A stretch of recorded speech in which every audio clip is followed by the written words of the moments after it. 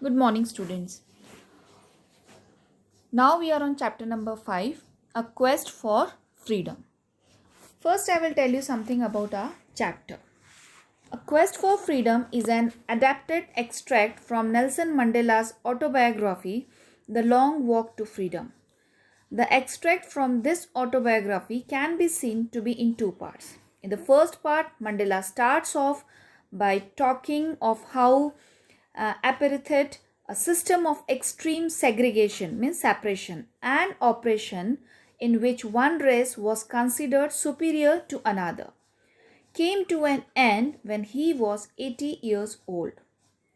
He explains the kind of courage and bravery that was needed to fight against the system. Mandela continues that there are two kinds of obligations, means duties. One is to the family and the other one to the country and people. He realized that because of the system of apartheid, in doing his duty towards his country and people, he had to sacrifice his obligation to his family. In the second part of this extract, he talks about the myriads, means countless, facts of freedom from the time he was born to the time he walked free from prison after 28 years. He explains the reason he took up the obligation to his people and country because of his hunger for freedom to do the things he wanted to do politically and personally. He concludes by saying that even though he has accomplished a lot, means highly trained in or skilled in a particular activity, there is a lot to be done. In this long walk to freedom, he has paused for a rest and will continue to work for the people because with freedom comes responsibility. So, dear students, now it's clear about the chapter. So, Long Walk to Freedom is an autobiography of Nelson Mandela, and this is the extract you are going to read. So, it highlights the key moments of Nelson Mandela's life and history as the greatest freedom fighter of the 20th century. Nelson Mandela's amazing and heroic life not only that inspires but also uh, educate us. Nelson Mandela was not a South African freedom fighter. He was a fighter for justice, not just for South Africa. So now we are going to start our text. Before I read this paragraph, I want to tell you something more, that there are many incidents we have read or seen around us where people are being treated unjustly. Still, we can experience discrimination on basis of color, caste, or religion. In our previous video, the example of George Floyd, if you remember, is a recent example in this year where you can see that he was discriminated due to his black color. So let's move ahead with our chapter. In the last decade of the 20th century and my own 8th decade as a man, a system came into place that recognized the rights and freedom of all peoples regardless of the color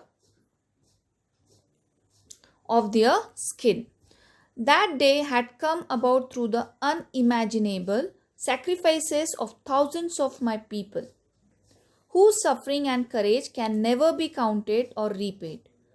I felt that day that I was simply the sum of all those African patriots who had gone before me. That long and noble line ended and now began again with me. I was pained that I was not able to thank them and that they were not able to see what their sacrifices had wrought. So, Nelson Mandela in his autobiography was remembering that day when a system came into existence where rights and freedom of all people was recognized without discrimination.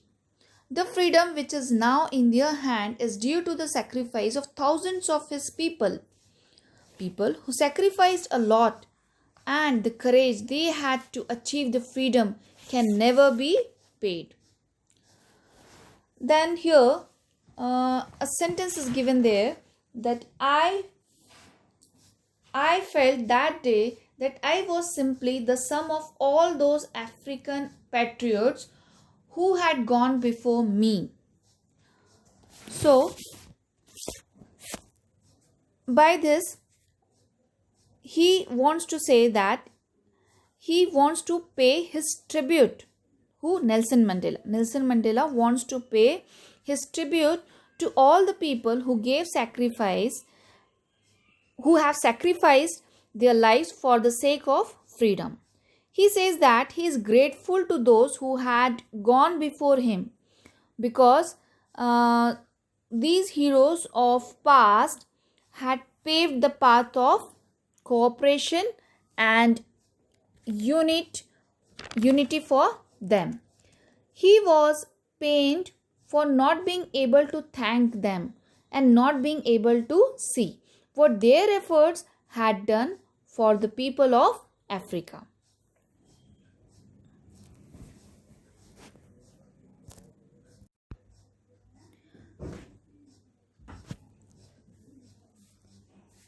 The policy of apartheid created a deep and lasting wounds on my country and my people. All of us will spend many years, if not generations, recovering from that profound hurt. But the decades of oppression and brutality had another unintended effect, and that was that it produced men of such extraordinary courage, wisdom, and generosity that their like may never be known again. Perhaps it requires such depth of operation to create such heights of character. Now, here, students, what is a deep and lasting wounds in his country? I will explain you. In those days, blacks were segregated, means separated. Means there was a separate school, toilets, hospitals for them. Apartheid system was a system which discriminated the non-white from whites in South Africa. This system made a superiority of whites. So students, this was the lasting wound created in South Africa by the apartheid system. Now according to him, it will take many years to come out of that deep and strong pain of discrimination. Mandela believed that decades of oppression and brutality had unintended results. This creates many African patriots. Thus, he believed that the greatest wealth of South Africa is his people, with an extraordinary courage, wisdom, and generosity. It is true that a common man can come out with the flying colors after struggle. Here, Nelson Mandela says that to acquire all the above mentioned qualities like courage, wisdom, is the result of oppression. This oppression creates heights of character. It can shake and upset the stability of ordinary people. So, it is the oppression which built the character or carved the qualities of common man. My country is rich in the minerals and gems that lies beneath its soil. But I have always known that its greatest wealth is its people, finer and truer than the purest diamonds. It is from these comrades in the struggle that I learned the meaning of courage. Time and again, I have seen men and women risk and give their lives for an idea. I have seen men stand up to attack and torture without breaking, showing a strength and resilience that defies the imagination. I learned that courage was not the absence of fear, but the triumph over it. I felt fear myself more times than I can remember, but I hid it behind a mask of boldness.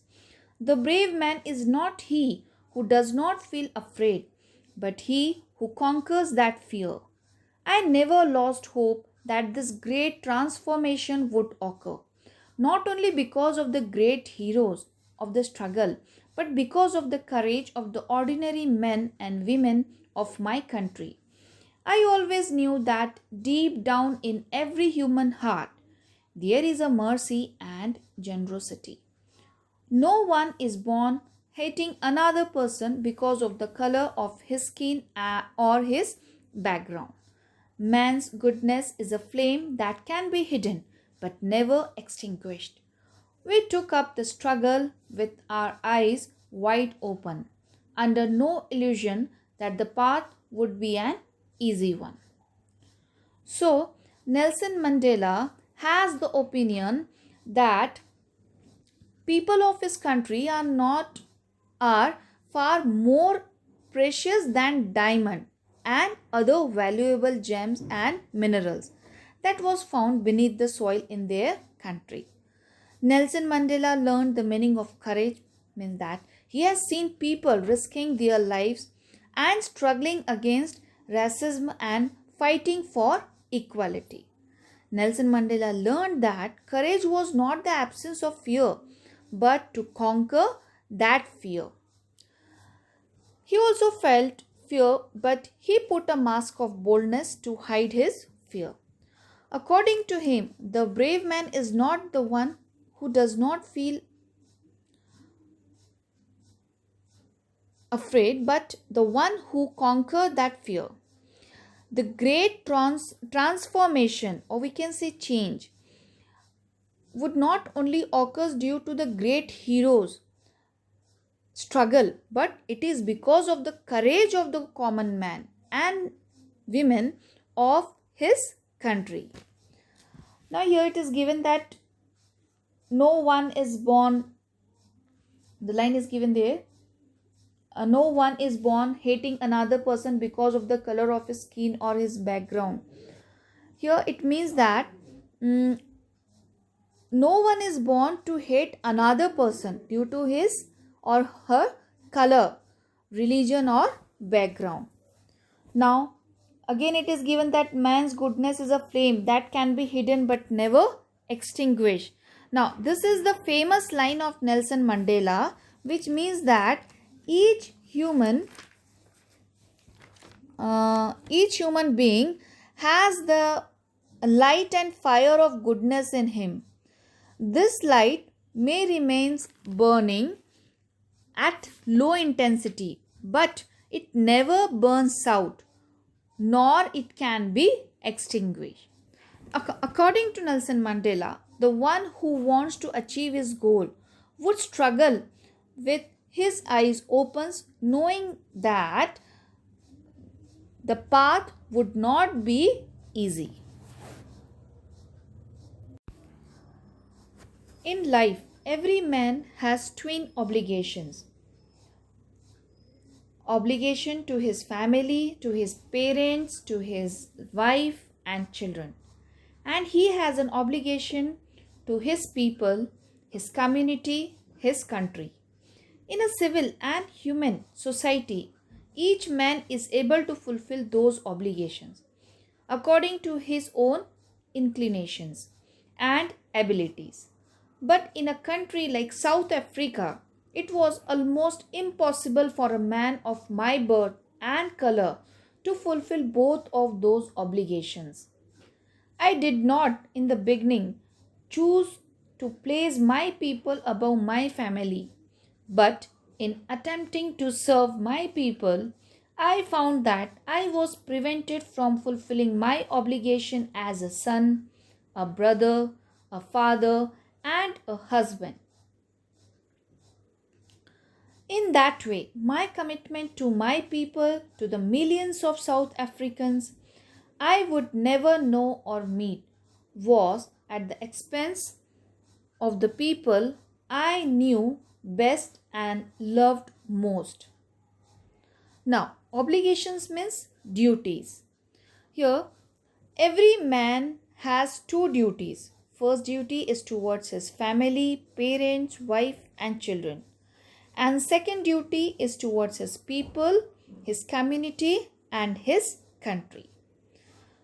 Now, in a human society, each man is able to fulfill his duties according to his tendency to do something and abilities. But in South Africa, it is difficult for a man who is non-white to fulfill his duties. In the beginning, Nelson Mandela gave first preference to serve his people than giving importance to his family. He found that he stopped fulfilling his duties as a son, a brother, a father, and a husband. Nelson Mandela's first commitment was for his people, means to the millions of South Africans whom he would never know or meet, than the people he knew or loved most.